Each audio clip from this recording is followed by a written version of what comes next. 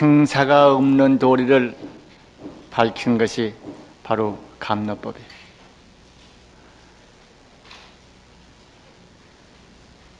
부처님의 법이 이 땅에 영영 머물어서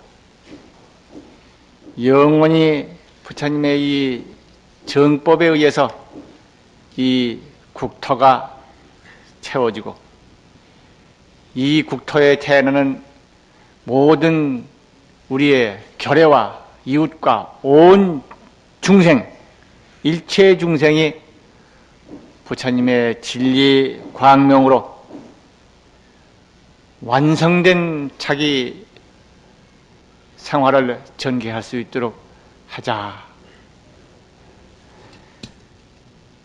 이러한 원을 세웠다고 하는 것은 바로 보살 가운데 보살입니다. 지금 우리들은 부처님께 헌공하고 기원을 드렸습니다. 우리의 호법 기원이 핵심은 이런 것이었어요. 부처님의 진리 광명을 온누리에 가득 채우자. 그 안에 있는 모든 중생 모두가 생사 없는 진리 광명을 누려서 생사 없는 영원한 진리 세계를 이룩하는 이 일을 완성하자 하고 원을 세우고 부처님한테 기원을 드렸던 것입니다. 그렇기 때문에 보살 가운데 정말 참보살이다. 우리 호법 발언하신 분이 지금 현재로 1323명이라고 제가 들었습니다. 여기는 17명으로 나와 있습니다만 그 후 오늘은 몇 분 추가를 해서 지금 23명이라고 제가 들었습니다. 이러한 원을 세운 분이 이와 같이 많습니다. 모두가 나 한 몸 조그마한 데만 눈뜨고 있고 나의 이해관계에만 매여서 부처님을 기원하는 그런 사람이 있는가 하면 바로 부처님의 법을 펴서 부처님의 진리공덕이 온 우리 중생에게 넘쳐나도록 원을 세우고 행을 닦아가고 있다는 사실은 이거는 보통 차원의 사람들이 아니다 하는 것을 다시 생각하면서 우리 불광의 호법 발언하신 형제들의 장한 모습을 생각하는 것입니다.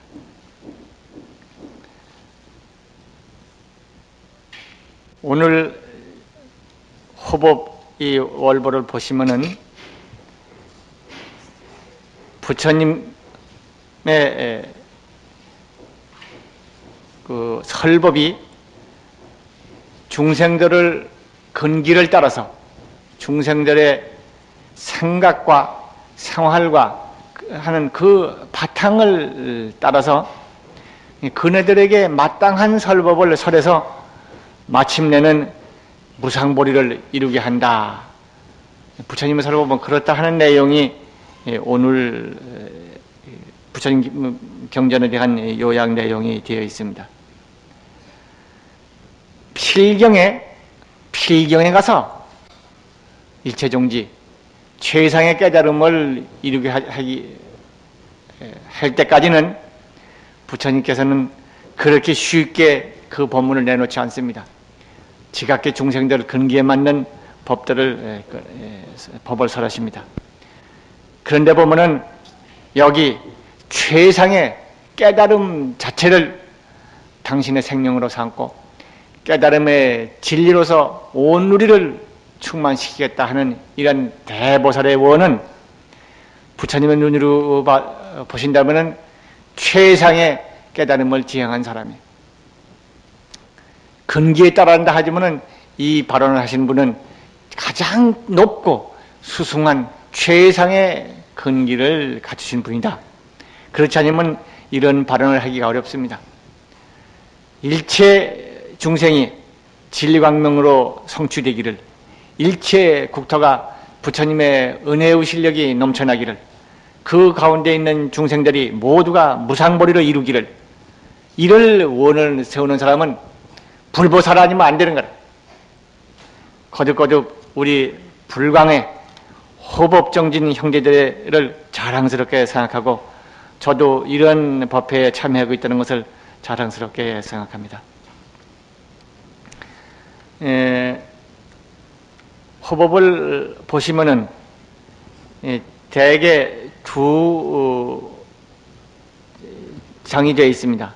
한 장은 우리 일상생활에 관한 부분이고, 또 한 장은 경전의 말씀, 부처님의 말씀을 요약한 대목하고 두 장이 되어 있습니다.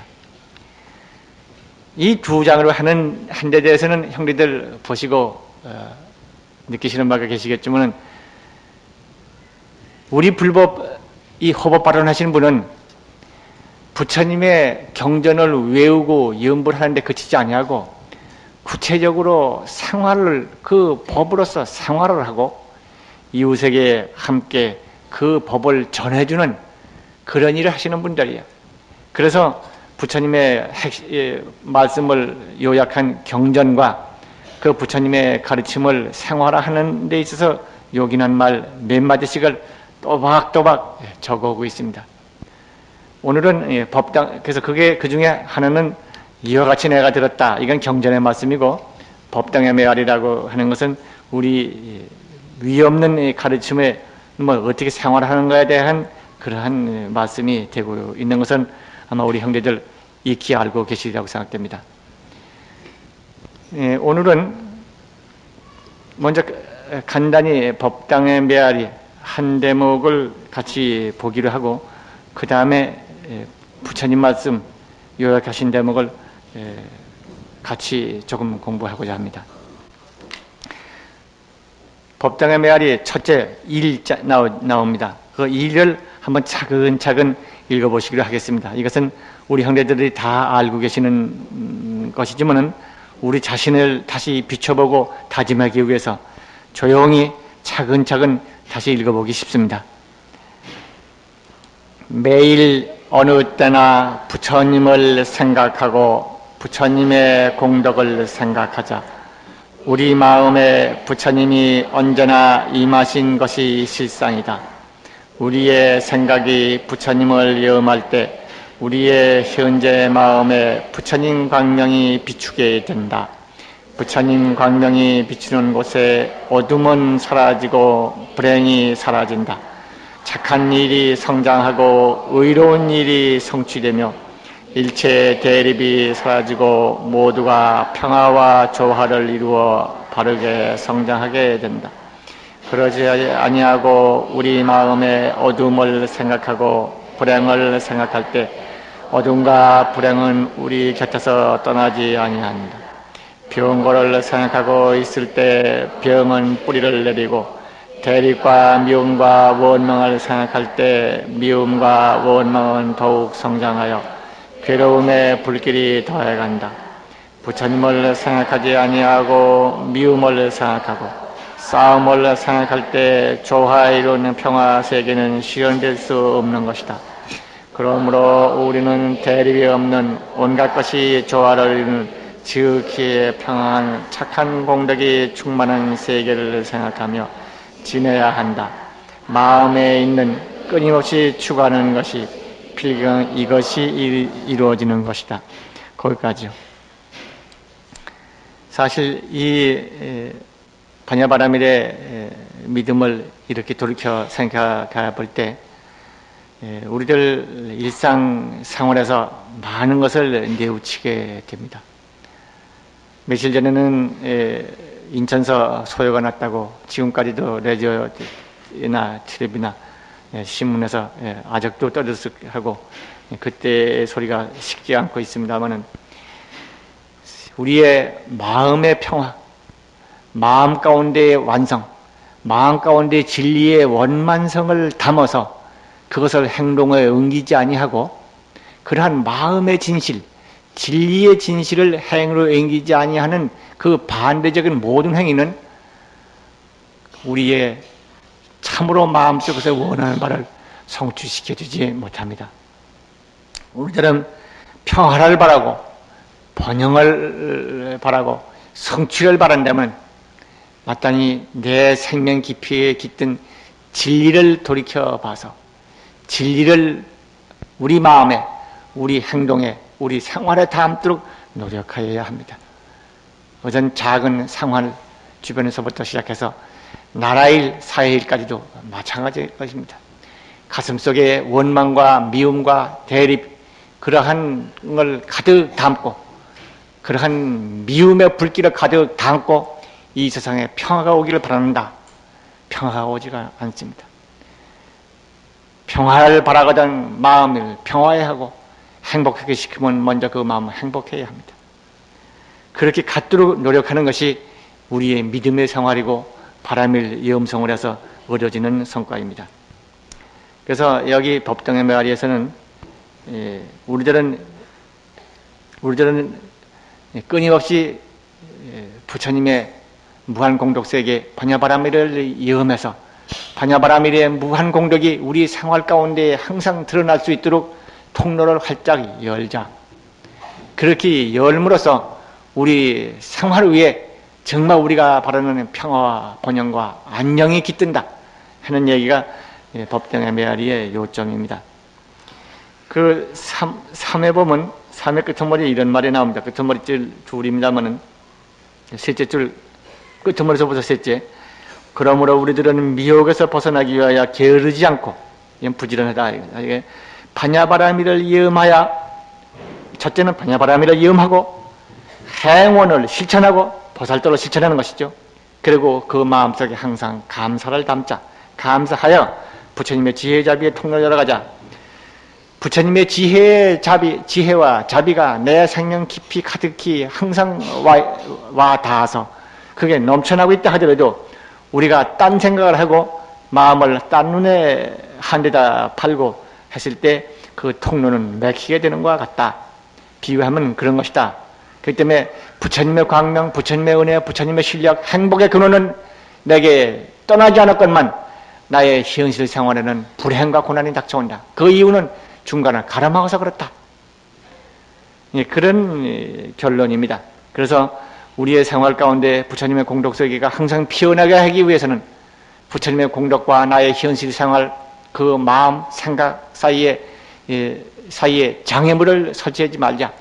장애물은 그 불신이죠. 불신, 대립, 미움, 원망, 슬픔, 고난, 어두웠던 생각들, 그런 것들을 전부 부처님의 광명과 나의 현실 생활 사이를 가로막는 요인들이, 그거를 다 제거해버리자. 제거하는 방법이 무엇이냐? 이렇게 반야바라밀, 우리 진리 생명의 구조를 이해하고 믿고, 두 번째는 일심으로 반야바라밀을 염하고, 세 번째는 보살도를 실천해. 여기 행원을 실천한다고 그랬습니다. 실천하며 끊임없이 부처님의 은혜와 그 실력이 내 생명과 내 생활에 넘쳐나고 있는 것을 생각하며 감사를 쉬지 않는다. 우리 형제들이 잘 아시는 것이지만 이거는 항상 돌이켜봐서 우리 생활을 이렇게 다듬어 가야 하겠습니다. 이렇게 해서 우리 호법발언하신 형제들은 첫째, 스스로 이와 같은 진리를 내어 쓰는 길을 알아서, 방법을 알아서 스스로 성취하고 이웃을 성취의 길로 이끌고 우리나라, 우리 사회가 함께 성취의 꽃이 피어난, 진리의 꽃이 피어난 그런 국토를 만드는 여건이 되어갔다고 생각합니다. 이 자리에 마치 계신지는 모르겠습니다. 강서구에 계시는 우리 불자 한 분이 그동안 한동안 저한테 몇 번인가 당신 일신상의 문제 때문에 상담 온 적이 있었는데, 그분에게는 몸에 참 병이 떠나지 않아가지고 오랜 고생을 했다고 그랬습니다. 10년 가까이 고생했다고 그랬어요. 그리고 생활에도 어려움이 참 많아서 참 그 어려움을 다 제가 응겨서 말하지도 않겠고, 또 본인도 말씀하신 것에 대해서도 저도 특별히 말씀하신 것 외로는 또 제가 기억하려고 하지도 않습니다. 근데 그분에게 같은 경우 불법을 우리 불광에 오시기 전에 딴절에 다니면서 법문도 듣고 그리고 한 서너 군데를 전전해 다녔습니다. 그래가지고 여기 와서는 스스로 느끼기를 내가 정착할 것이다 이렇게 생각을 했다고 그럽니다. 그리고 저를 찾아와서 당신 이 세상의 문제를 의논을 해왔습니다.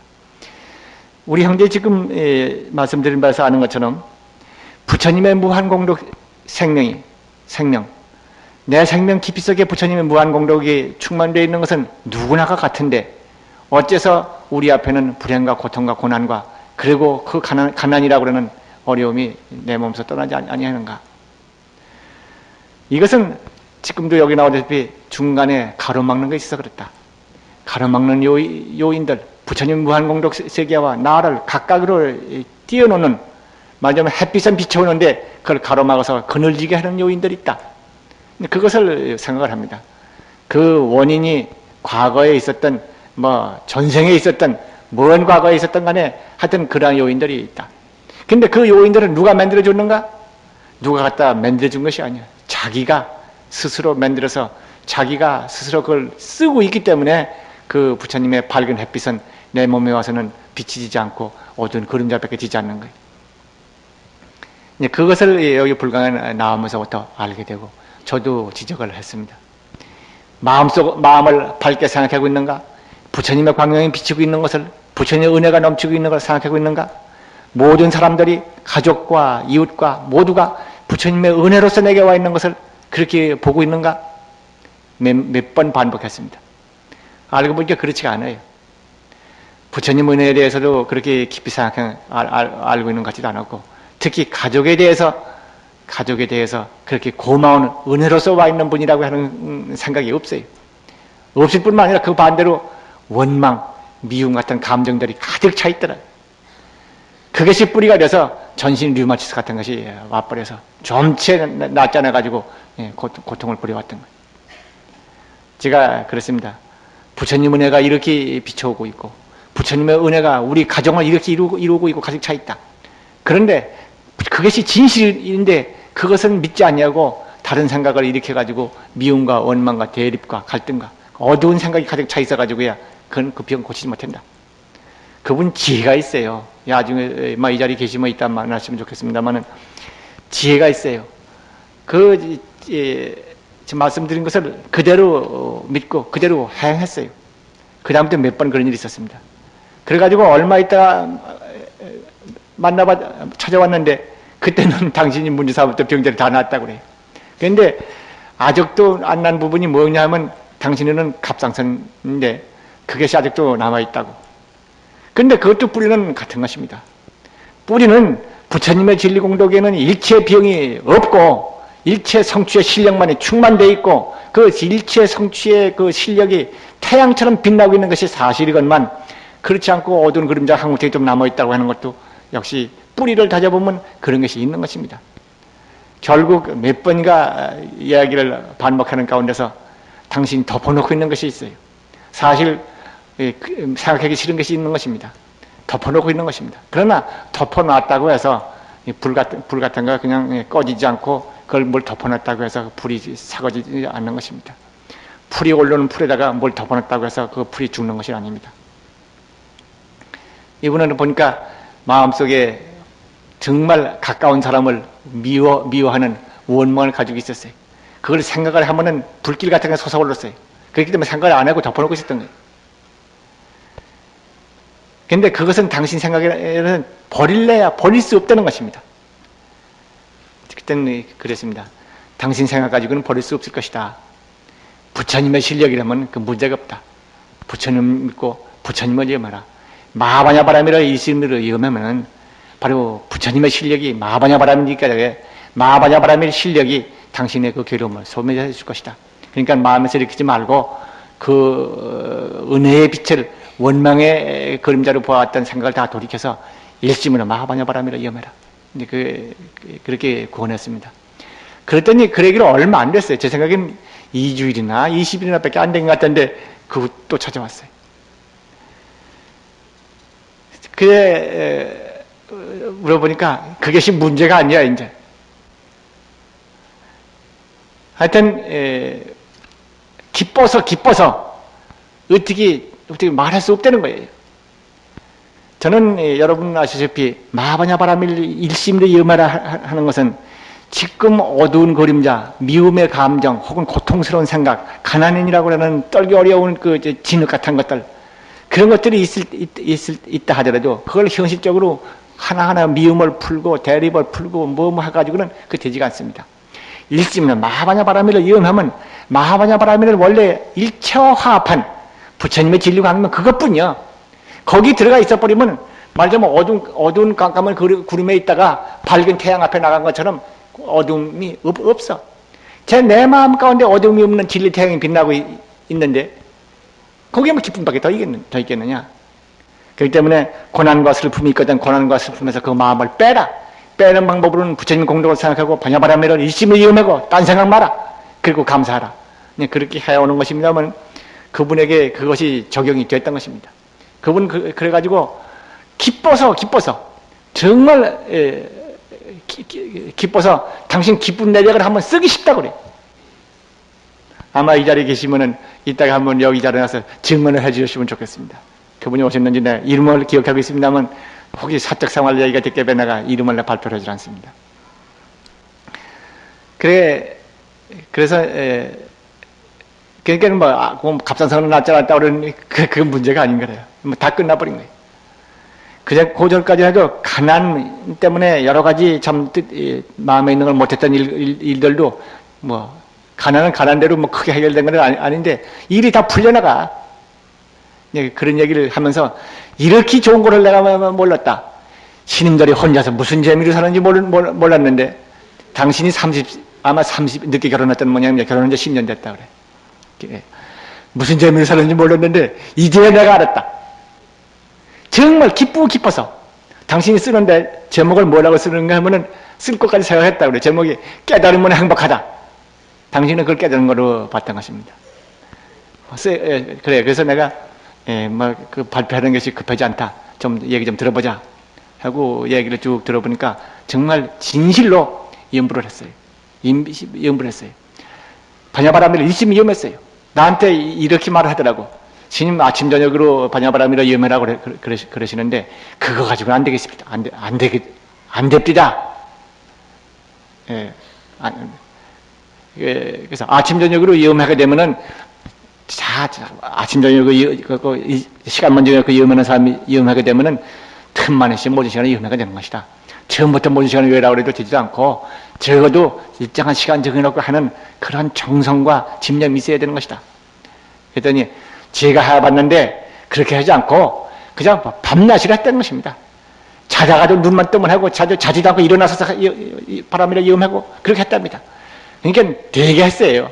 참 장한 사람이에요. 그러니까 그 깊은 데가 가버린 거예요. 구름에 살고 있다가 구름 밖에 자기가 빠져나와 버린 거예요. 그러니까 푸른 하늘, 태양, 그 밝음만이 가득한 거예요. 그러니까 기뻤어 정말. 거기 나오니까 환경이 바뀌어버린 거예요. 제가 그 이상의 말은 뭐 가사에 관한 얘기가 되기 때문에 말을 하지 않습니다만은 사실 부처님의 진리가 있는 것은 우리 생명 속에서 항상 빛나고 있건만 그건 가로막고 있는 것은 불신, 미움, 대립, 감정, 뭐 슬픔, 고난에 대한 기억, 실패감 뭐 이런 것들 전부가 어두운 것들이 가로막고 있는 것입니다. 가로막고 있는 거 하나하나 털어내기가 힘듭니다. 일심으로 바냐바라밀을 염해 부처님의 무량공덕, 무한공덕, 한량없는 은혜가 내 생명에 강물처럼 지금 흐르고 있고 바다처럼 넉넉하게 출렁이고 있다는 사실을 가득 마음의 눈으로 지켜보고 일심으로 바냐바라밀을 염해는 우리 불가 형제들 아마 다대수가 바냐바라밀을 염해서 힘을 얻은 사람이라고 생각합니다. 저도 이 말씀을 드리면서 여러 사람들이 지금 생각이 떠오릅니다. 불광지에도 매달 그런 얘기가 나옵니다만 정말 수술하자면 뭐 고치겠다고 했던 병들이 수술할 병도 없어가지고 비용이 없어가지고 바냐바라밀 염에다가 뭐 어떻게 하루아침에 나버린 기적 같은 얘기도 거기에 나온 적이 있습니다만은 있는 것은 진리밖에 없기 때문에 그렇습니다. 있는 것은 부처님의 진리, 부처님의 광명, 부처님의 무예의 실력 이것뿐이야. 있는 것이 존재하는 걸. 그렇기 때문에 그것밖에 따로 내가 있고 육체가 있고 물질이 있고 병고가 있고 재난이 있고 불행이 있고 따로 있다고 생각하기 때문에 그런 것이. 그걸 털어버리실 때, 그 생각을 다 멸해 없애버리실 때 바로 반야바라밀의 광명이 충만해지는 거예요. 만약 멸해 없애는 방법을 모르겠거든. 반야바라밀이 내 생명이요, 부처님 공덕 생명인데 그게 바로 그것밖에 없다는 것을 믿고 일심으로 바라밀을 염하고 행운을 실천하면 되는 거예요. 행운이라고 그러면 우리 뭐 보현행운 항상 외우고 있는 것입니다만 바로 보살심에 의한 행동 모두가 행운이고 보살도고 보살도의 아주 핵심적인 것이 행운이에요. 이렇게 하고 하루하루를 부처님의 광명 내 생명 속에 태양처럼 솟아오르고 있는 것을 생각하고 감사한 생각을 가지고 이렇게 지내다 보면 바로 바뀌는 거예요. 나는 아까 말했던 그 강서구의 그 형제가 정말 감사하고 되게 싫었습니다. 저는 발표한다고 하는 것을 아직 하지 말라고 그랬습니다. 얘기 들어보니까 고난에 대한 극복 방법에 대해서 참 잘 알고 있었는데 거기까지 갔는데 그 대신 그것이 자기가 체험에서 나오는 것보다는 생각과 이론으로 하는 부분이 좀 거기 섞여 있었어요. 원래 불법이라고 그런 것은 이론이나 생각이 아닌 것입니다. 일심으로 염불하고 마음이 바뀌고 그 세계 감으로서 있는 그대로가 불법인 것입니다. 그분이 그 병고를 이겨나고 그리고 그 마음의 평화를 얻고 정말 가족, 당신이 가까이 하는 집안 식구가 그렇게 감사하고 그렇게 완전하다고 하다는 것은 내가 그렇게 말을 했는데 이것은 내가 그렇게 마음이 바뀌었기 때문에 그런 것이라. 그래서 근데 그것은 자기가 체험에서 나온 것이지 뭐 이론을 배워서 된 것이 아닌 것입니다. 실제 해보니까 그렇게 됐기 때문에 제가 말씀드린 것이 허망하지 않다고 생각도 했고, 그러니까 저한테 와서 다시 그 얘기를 계속했던 거예요. 그런데 만약 거기서 체험에서 오지 않은 얘기를 이론으로 꾸며내는 것은 좀 성급합니다. 그분만 조금만 더 닦으시면 그걸 극복하는 깊이 도달할 수 있는 사람이기 때문에 곁길로 빠지지 않게 하기 위해서 그런 생각 하지 말고 바람의 염성을 더 하라고, 더 하면 더 정말 자신 있는 말이 나올 것이라고 하는 그런 기대를 가지고 그렇게 구원했습니다만 2주일 전 얘기니까 2주일쯤 됐을 겁니다 아마. 그러니까 지금쯤 안에 공부를 많이 해서 많이 성취했으리라고 생각됩니다. 부처님의 무한공덕의 통로를 열자. 근데 무한공덕, 그것은 통로가 원래 없습니다. 문이 없습니다. 원래 충만되어 있는 것 뿐입니다. 원래로 넘쳐나 있는 것 뿐입니다. 그러나 우리들은 생각의 구름을 일으켜서 그걸 가로막고 있고, 그래서 이제 어떤 사람에게는 밝음, 어떤 사람에게는 그림자가 비칠 수 있는 것이다. 이걸 우리는 돌이켜 봐야겠습니다. 일심으로 게으르지 아니하고 반야바라밀을 이음하고 보살도를 실천하고 끊임없이 감사하자. 이것으로서 내 생명에 깃든 진리 광명이 나의 현실 생활 위에 드러나요. 우리 형제들은 다들 이 방법을 잘 아셔서 성취하시는 분으로 알고 있습니다. 이웃에게 참으로 힘있게 전해주는, 이웃에게 참으로 기쁨을 전해주는 그런 우리 호법 형제가 되어야 하겠습니다. 그 다음에 한 장 남기면 이와 같이 내가 드렸다 경전의 말씀인데, 오늘은 제가 많은 얘기를 했기 때문에 조금만 줄여서 이 대문을 말씀드리겠습니다.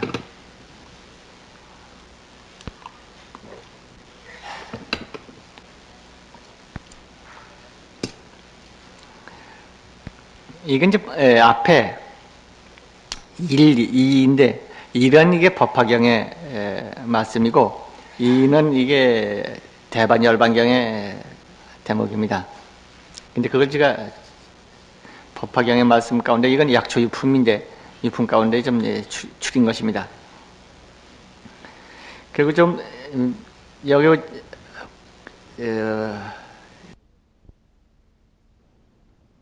이 잘못된 것은 인쇄의 잘못이 아니라 제가 원고는 잘못 남긴 허물이 있습니다. 그건 좀 고칠 게 좀 있습니다만은 읽어가면서 한번 고쳐보기로 하죠.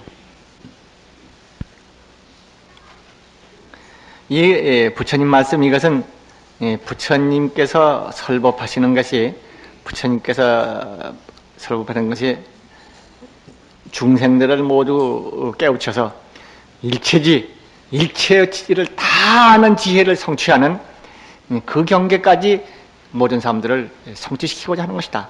부처님은 성불시키고자 하는 것, 부처님처럼 모두를 성불시키려고 하는 게 부처님의 본뜻이다.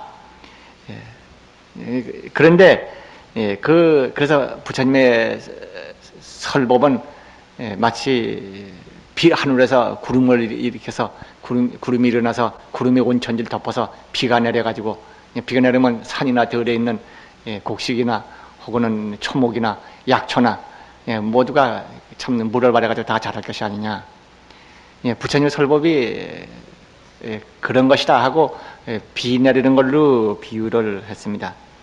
해서 부처님의 설법은, 부처님이 세상에 나왔다고 하는 것은 바로 구름이 일어나는 것과 같고, 설법은 구름이 천지를 덮은 것과 같고, 비를 흠뻑 맞아 부처님의 설법을 듣고 모든 중생들이 제각기 제 나름대로 깨달아 들어가는 것은 비를 맞아서 온갖 초목이나 약초가 제대로 잘 자라고 제 성품을 키워가는 것과 마찬가지다. 그래서 부처님은 이렇게 법을 설해서 마침내는 모두는 성불시키는 일체 고와 재난과 대립이 끊어진 해탈을 성취하는 이 경계로 가게 하자는 것이 부처님의 설법이다. 이것이 이제 일의 요점입니다. 이건 좀 안 읽어봐도 될 텐데 잘못된 부분이 있기 때문에 그걸로 지적해드리기 위해서 같이 읽기로 하겠습니다. 천천히 한번 읽어보실까요? 열애는 모든 법의 왕이심으로 말씀하시는 것이 허망하지 아니하다. 모든 법에 대하여 지혜와 방편으로 말씀하나니 그 말씀은 법은 모두 일체 경계에 이르느니라. 열애는 모든 중생이 행할 것을 알아서 모든 중생에게 온갖 지혜를 보여주느니라. 비유하면 대전세계의 산과 들의 초막과 약초의 종류가 많으니라. 여기에 큰 비가 흡족하게 내리면 초목과 숲과 약초들의 잎새와 뿌리가 제각기 비를 받는데, 같은 구름에서 내리는 비이지만 초목의 종류와 성질에 따라 자라고 맺느니라. 열애도 그와 같아서 열애가 세상에 나는 것은 큰 구름이 일어나는 것과 같고, 큰 음성으로 널리 천인 아수라 등에게 외치는 것은 구름이 세계를 두루 덮는 것과 같느니라. 그리고 대중 가운데서 말씀하기를 나는 열애 은공불세조이니 제도되지 못한 자를 제도하고 해탈하지 못한 자를 알게 하며 편하지 못한 자를 편안케 하고 열반에 들지 못한 자를 열반에 들게 하리라. 거기까지. 거기 말이죠. 금방 읽으신 자리 제도하고 그 다음에 이해하지 못한 자를 알게 하며, 이것을 이해라고 하기보다는 해탈이 좋습니다. 해탈하지 못한 자를 해탈케 하며. 이 번역은 다른 큰 스님이 번역한 걸 제가 의존했는데 다시 검토해 보니까 해탈이라고 하는 것이 좋겠어요. 제도하지 못한 자를 제도하고 해탈하지 못한 자를 해탈케 하며 편안하지 못한 자를 편안하게 하고 열반에 들지 못한 자를 열반에 들게 한다. 그거까지죠. 그 다음 계속해서 금세와 후세를 사실대로 아나니 나는 모든 것을 아는 자며 모든 것을 보며 도를 알며 도를 열며 도를 말하느니라.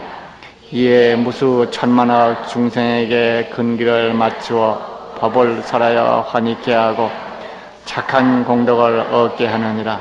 이 중생들이 법을 듣고는 이 생에는 편안하고 내 생에는 좋은 곳에 태어나서 도의 즐거움을 받고 법을 즐겨 들으며 법을 듣고는 모든 장애를 여의고 모든 법에서 그의 능력을 따라서 점점 도에 들어가게 되나니 저 큰 구름이 모든 초목과 숲과 약초에 비를 내리면 그 종류와 성질에 맞추어 각각 세상함과 같으니라. 열의 말씀은 법은 한 모양 한 맛이니 이른바 해탈하는 모양, 여인은 모양, 멸하는 모양, 이것 필경에는 이체의 종지에 이르는 것은 거기까지. 여기 읽으신 끄트머리 열애의 말씀하는 법은 부처님의 설법은 말이지 한 모양 한 맛이니 그 다음 이른바 해탈하는 모양, 해탈하는 모양이 아니라 해탈한 모양, 한. 그 다음에 여인은 모양 아니고 여인 모양, 여인 모양. 그 다음에 멸하는 모양이 아니고 멸한 모양. 그렇게 세 군데를 고쳐줬습니다. 해탈한 모양, 여인 모양, 멸한 모양. 그렇게 고쳐주시면 좋겠습니다. 그 다음 또 마저 읽으실까요?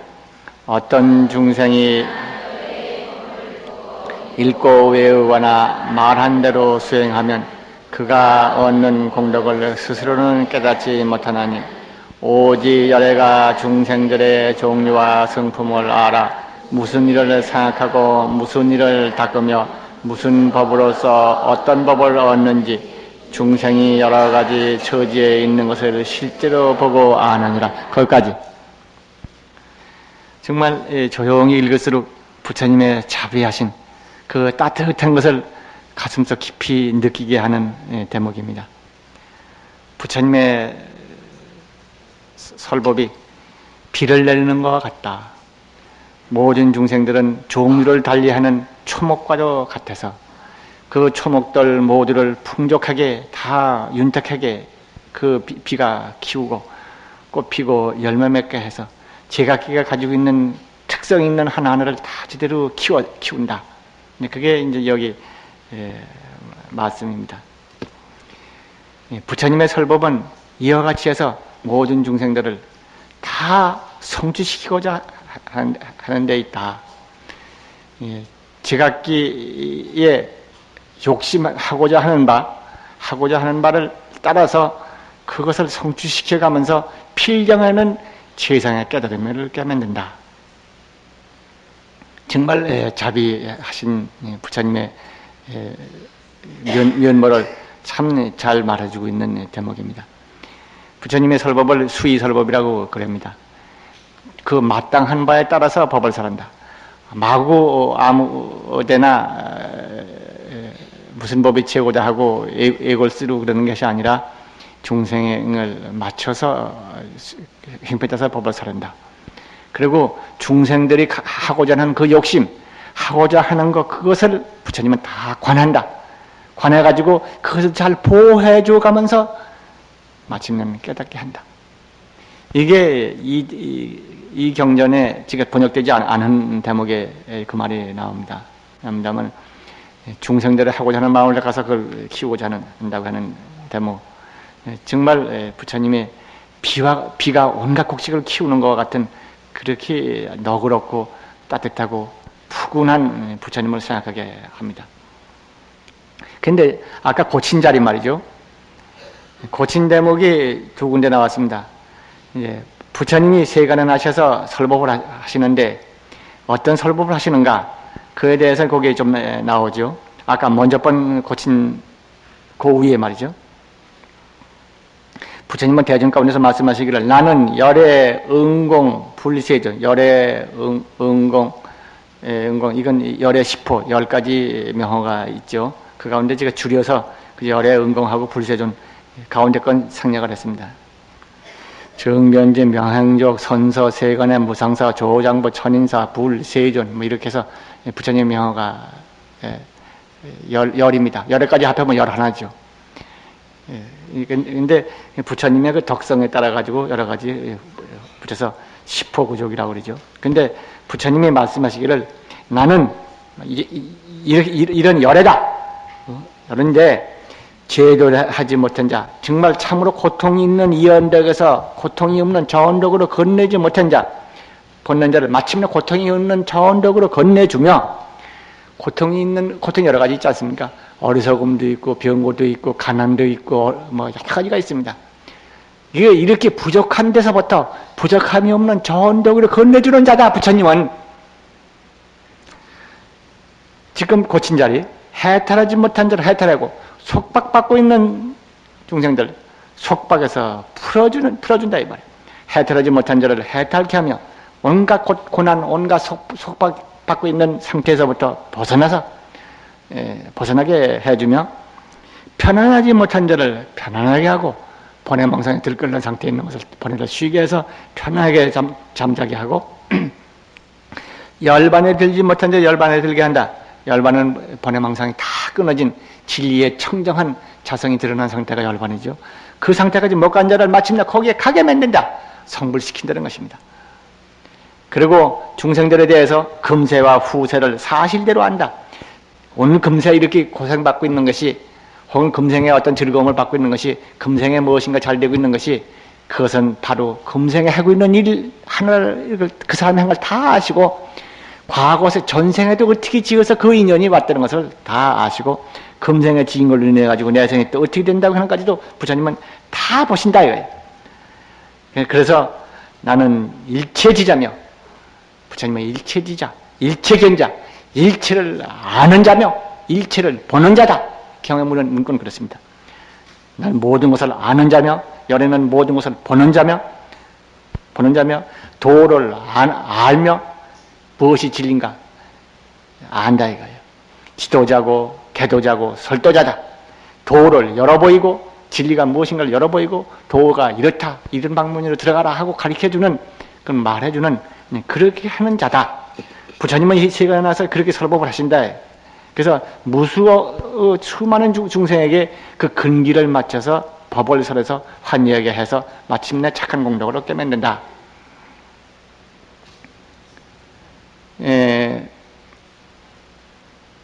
부처님의 그 설법이 지금 하늘에서 비가 내려서 온갖 곡식을 키우고 온갖 약초를 다 윤택하게 머금게 한다고 비유하신 것처럼 부처님의 설법을 듣고 모두가 환희하고 착한 공덕을 짓게 한다. 그것은 부처님은 중생들의 근기 따라서 각각 참 마땅한 법을 설하신다. 그렇기 때문에 부처님의 설법이 한두 가지가 아닌 것입니다. 천상에 나는 법, 무슨 계행을 지켜라. 그러면 천상에 난다. 오계를 지켜라. 그리고 그래야 인간을 과보를 잊지 않는다. 그리고 보살도를 닦아라. 그래야 성불한다. 구함이 없이, 상이 없이 착한 행을 닦아라. 그래야 삼계에서 벗어난다. 이건 구함이 있는 착한 일, 이렇게 하면 금생은 내가 손해보지만 내생에 천장을 태어날 수 있다. 그러니까 내생은 천당에 가서 보상을 받으려고 하는 그런 생각을 가지고 착한 행을 닦아가지고는 천당은 태어나지만은 태어난 다음에는 거기서 일정한 시간 복을 누리고 나면 그것도 끝이니까 다 까먹고 나면 그 다음에 또 빈 털털이가 되거나 다음 차례로 가는 거예요.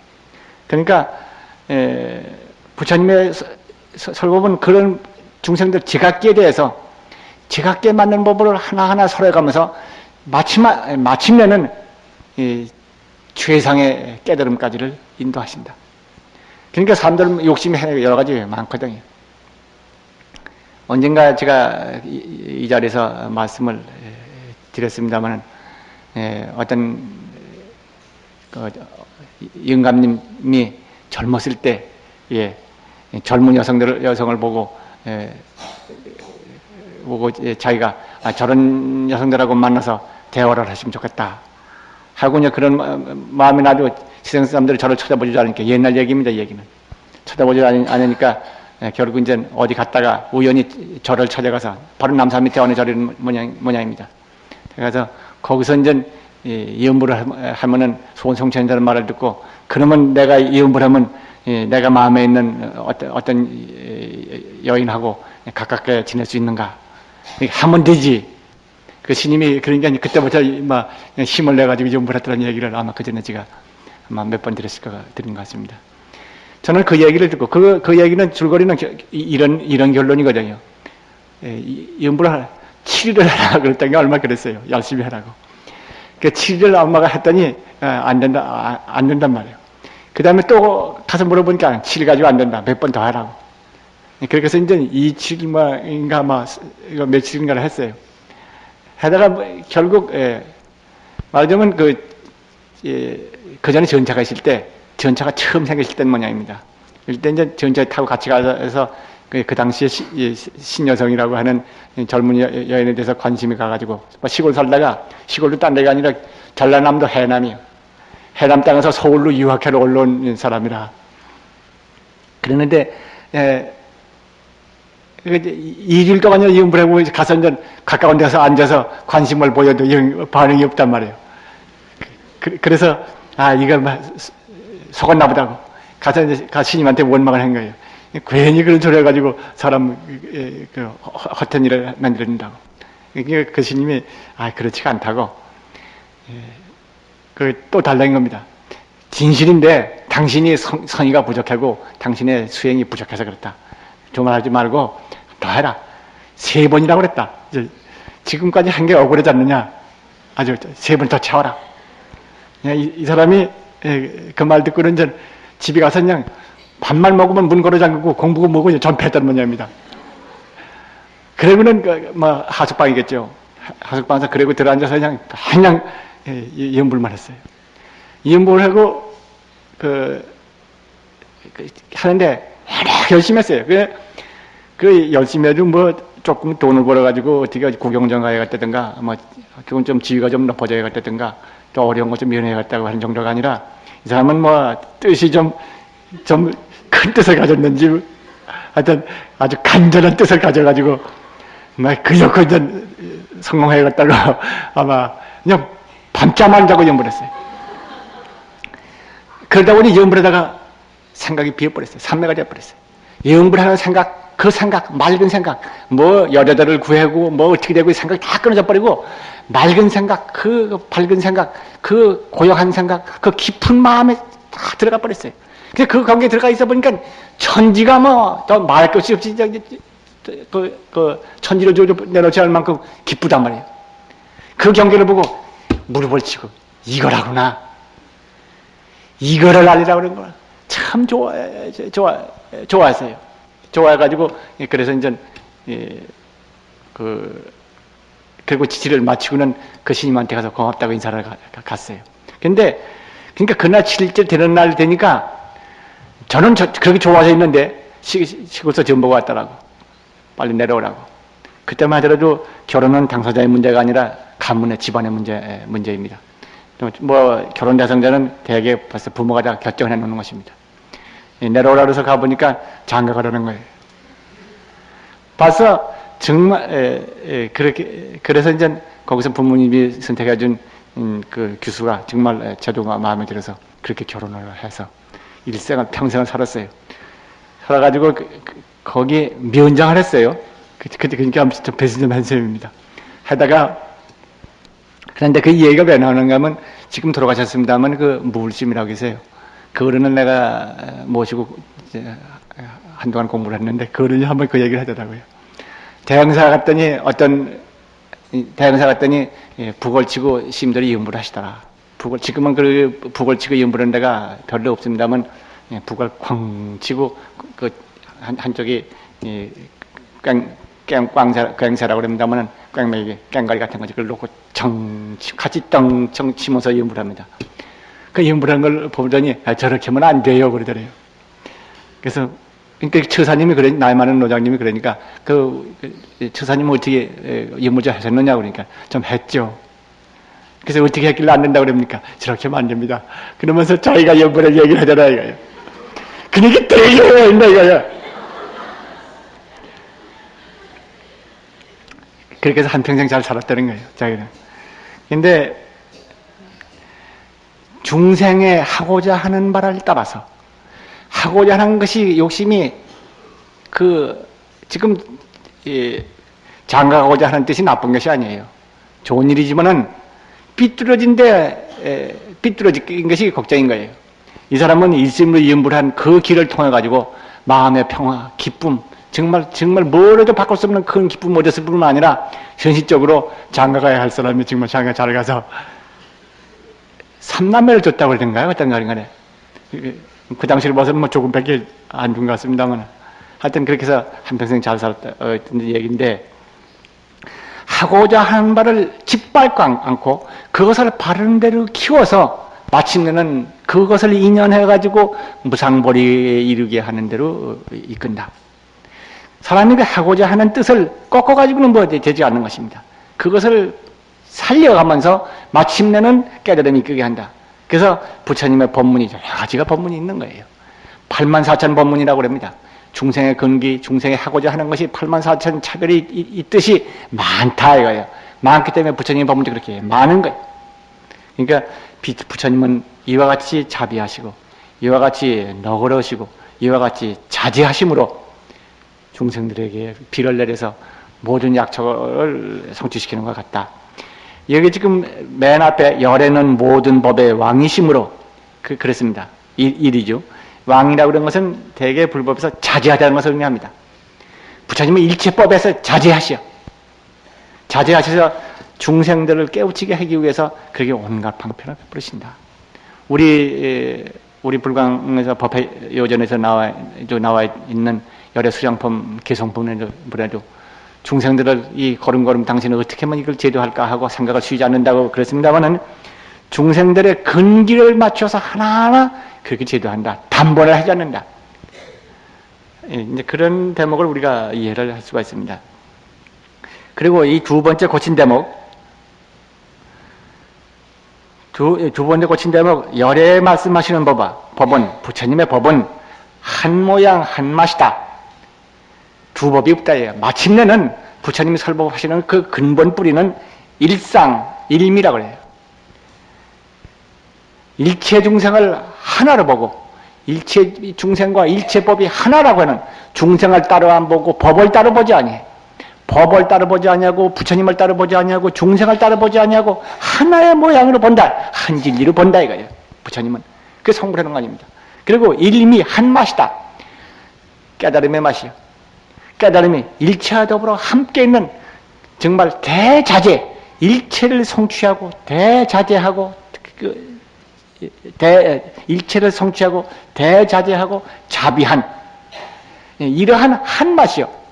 부처님의 법은 성취하다 보면 오만이 밤의 염을 불러서 했든지 혹은 고안경을 위해서 갔든지 마하바냐 바라미를 읽어서 갔든지 어디든지 해서 마침내는 끝머리 가서는 부처님의 무상법, 아까 그 해남의 어느 인감님 얘기처럼 그 일심으로 관세모사를 이으면서 그래가지고 자기는 구했던 것도 구해놓은 바도 구했지만은 그 마음의 기쁨과 평화, 그것은 뭐 다른 걸로 바꿀 수 없는 것입니다.